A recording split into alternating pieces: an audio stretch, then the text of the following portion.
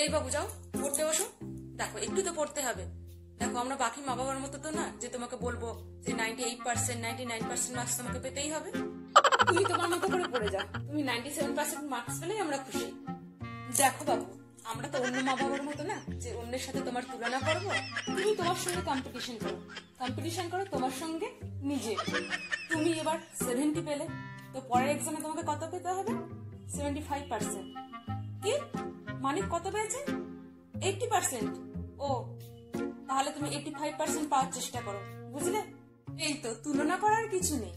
আর মাধ্যমিকের পর কি নিয়ে পড়বে ওটা ভেবে লাভ নেই, ওটা তোমার ইচ্ছা। তুমি আগে পড়ো, মাধ্যমিকটা দাও।